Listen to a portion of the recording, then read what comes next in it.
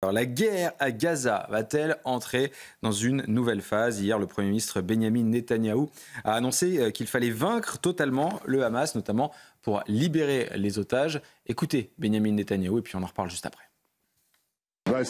Ces réalisations sont certes derrière nous, mais il reste nécessaire d'achever la défaite de l'ennemi à Gaza, de libérer tous nos otages et de veiller à ce que Gaza ne représente plus une menace pour Israël. Nous n'abandonnons aucune de nos tâches. Nous y parviendrons ensemble, grâce au grand sacrifice de nos combattants, hommes et femmes. Voilà, prise de parole de Benyamin Netanyahou hier. Donc, effectivement, quand on entend Benyamin Netanyahou, on comprend, c'est son combat depuis le début, c'est d'éradiquer bien sûr le Hamas dans la bande de Gaza, de libérer également les otages.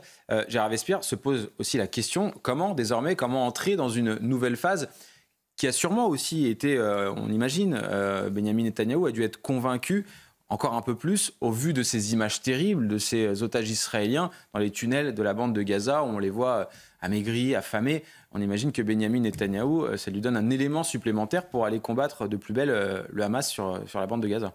Oui, mais parce que effectivement, depuis le 7 octobre 2023, combien d'otages l'armée israélienne a-t-elle pu libérer? Quelques otages, malheureusement. Donc, si on fait un bilan, et le plus rationnellement possible, on s'aperçoit que la pression et l'action militaire ne conduisent pas à la libération. Donc, il y a un dilemme actuellement, parce que si effectivement le pouvoir politique, Netanyahou, souhaite élargir l'opération, l'armée israélienne, le chef d'état-major, et pas du tout, où semble-t-il, de cet avis. Il y a des dissensions à l'intérieur du pouvoir, justement sur l'efficacité de ce genre d'opération et de poursuivre et d'élargir.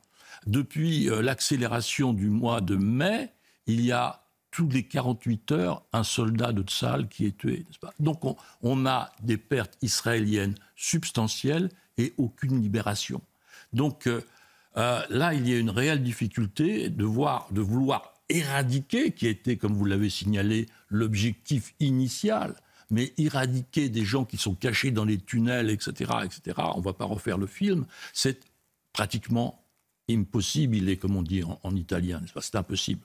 Donc je crois que là, il y a une dissension. On a vu aussi plusieurs centaines d'anciens responsables, de hauts responsables israéliens, des services secrets, des services intérieurs, de l'armée, dire non, nous ne voulons pas d'un élargissement, parce qu'effectivement, il y a en plus, in fine, la dégradation de l'image d'Israël, parce que la guerre dure. Il y a une anecdote, je ne sais pas si elle est vraie, dès que Donald Trump a été élu à la Maison-Blanche, donc au mois de novembre, l'année dernière, il aurait pris son téléphone pour dire à Netanyahou, il faudrait que vous changiez d'agence de relations presse. Mais là, l'hypothèse d'un cessez-le-feu voulu par ces cadres, anciens cadres, effectivement, de la police israélienne, du Mossad et autres, elle s'évapore, cette hypothèse. Ça reste à voir. Ça reste à voir parce que le résultat de l'action militaire n'est pas là.